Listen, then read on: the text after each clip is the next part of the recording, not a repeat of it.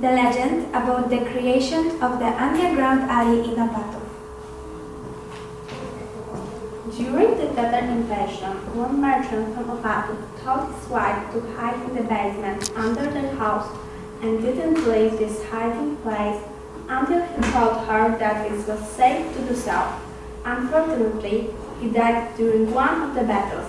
The obedient wife waited patiently for her husband longer and longer. She was afraid to go outside. She knew how cruel the Tatar could be. In the meantime, the food in her cellar had ended, so she started digging a tunnel to a basement adjacent to her own. Then she continued further and further.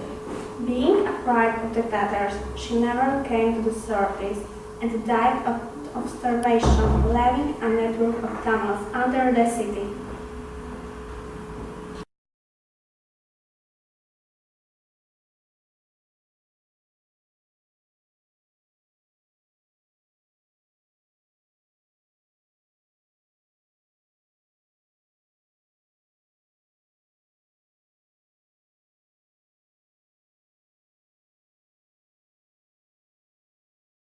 Stone.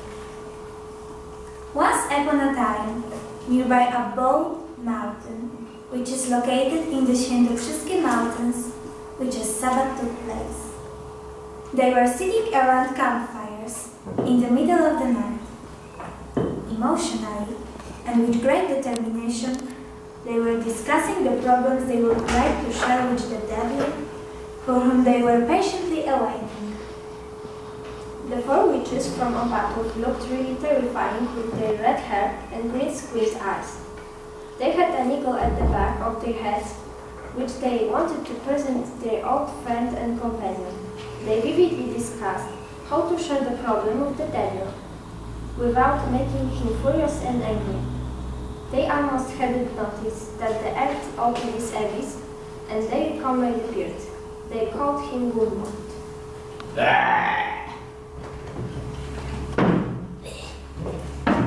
He was wearing a frock coat with golden buttons, and he looked extremely powerful, with his muscular body, long gaudy beard, and huge horns jutting out from his head.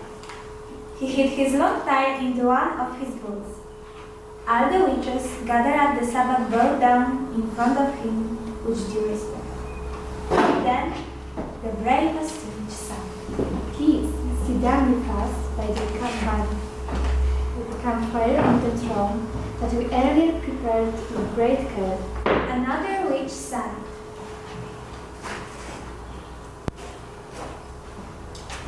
Please help yourself with some good frogs and other goodies. The devil gobbled the food, sighed deeply, and looked with his protruding eyes around. What's the matter this time? Do you want to share with me? The witches started telling him about their problems at the same time. Oh, you know, we live in some difficult and troubling time. The situation here in Opatow is worse than ever before.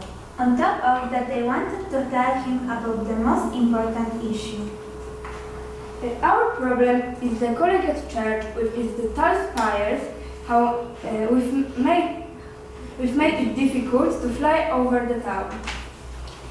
There were a lot of reports about witches who flying over the collegiate church crashed against its impressive spires. Some of the witches lost their teeth. Can you do something about it? Can you destroy the church once and for all?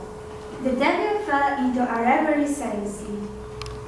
The matter is quite difficult to deal with.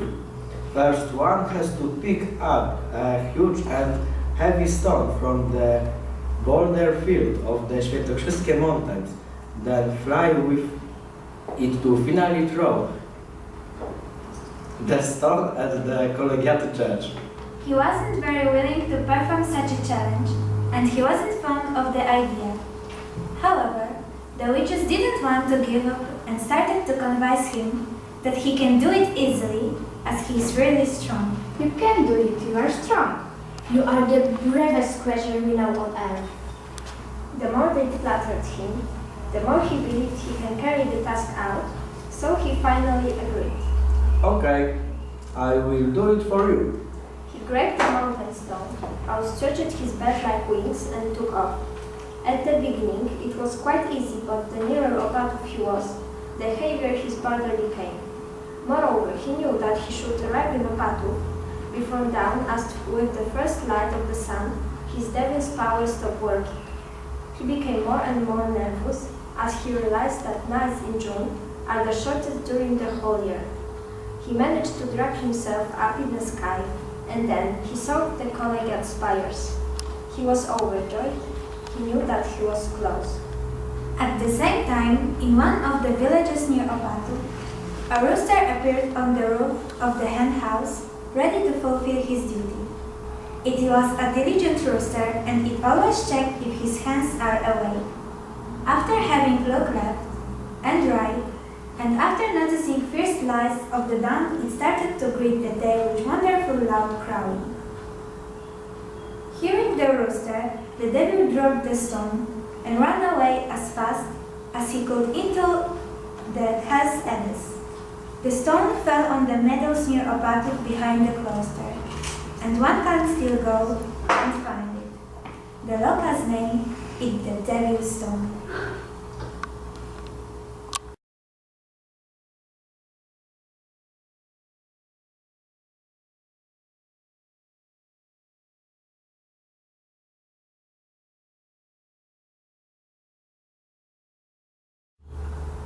Local traditions, customs, rites, and superstitions. Our Polish traditions abounds in folk, customs, rites, and superstitions. People in former times believed in protective power of some plants and animals. They helped them to accommodate to different everyday life events. Here we would like to present just a few of the customs and superstitions that one can encounter while staying in our region. We have chosen the customs connected with swallows, hens, and roosters. Swallow nests. Since former times, a permanent feature of almost dwelling in our countryside was a little swallow, which built its nest using clay, hay, straw, and small sticks, usually at the top of the window, or on the wall under the roof. This small black and white bird was and still is most often observed animal in the farmyard. It was crucial to watch this bird, especially at harvest time. People believed that when the swallows flew near the ground, it meant approaching rain. When they flew high over the farmyard, it indicated good sunny weather. It has been believed that flocks of swallow protected the place against lightning, fires, and unhappiness. Everybody knew that frightening or chasing swallows away was forbidden, and while painting the outer parts of the cottages, people had to take special care of their nest. People believed that swallows brought happiness or weddings to the inhabitants of the village. Hens and roosters, prophetic birds. In our region, for a long time people considered hens and roosters as magical birds. They feature many legends. It was said that their behavior and their coats predict not only weather, but death too. When a hen suddenly started crying like a rooster, people thought that somebody's death was imminent. Crying rooster had the power of chasing demons away. People thought that both hens and roosters could repel the powers of evil and protect the dwelling. The story about America.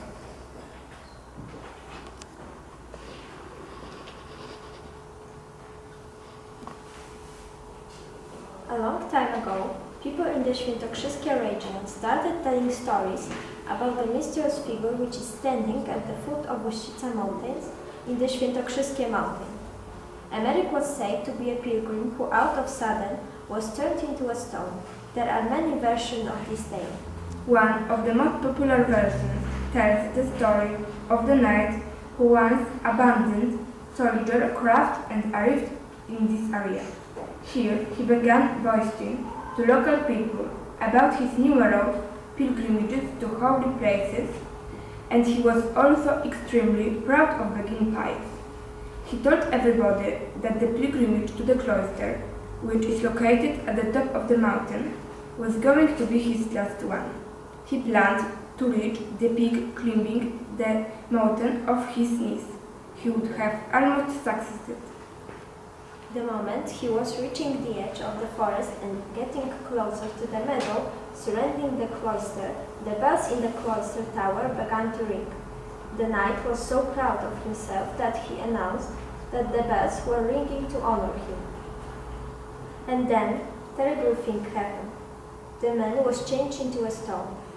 In this way he was punished for his vainglory, and as such figure he has to lead expiatory life till the present times. Every year he moved toward the cloister, covering the distance of on one small poppy seed. The story says that when he reaches the top, it will be the end of the world.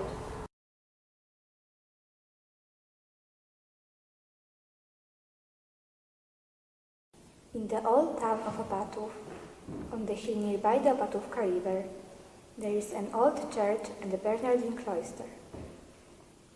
The building of the church, the cloister, the cemetery and the gardens are surrounded by the defensive walls with the remnants of firing ports. In the graves and in the crypts under the floor of the church, a lot of monks were buried.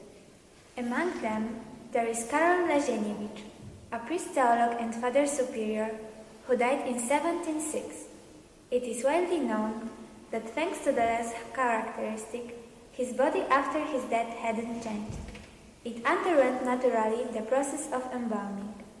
People cite that when once a fire broke out in the cloister, he had just blessed with the sign of the cross and the fire stopped. A few years after his death, when the monks gathered in the cloister, were singing religious songs a little negligently and singing out of a tune.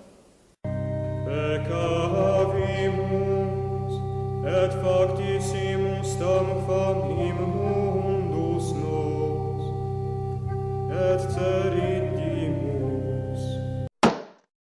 Suddenly, they heard such a terrifying sound coming from under the floor of the church that they became very terrified. It turned out later that the lid of the Father Superior's coffin fell on the ground, and they could see his hand, which was shaking a warning finger at them. It is said that only after the monks started singing their prayers more diligently, the hand came back to its coffin. Since then, the Bernardine Brethren have become known from accurate and the melodies singing in praise of God.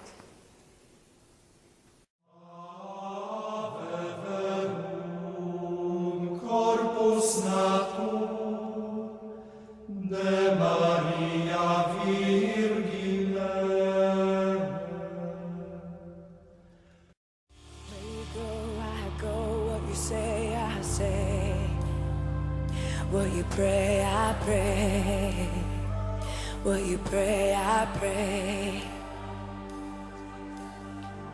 Where you go, I go. What you say, I say. What you pray, I pray.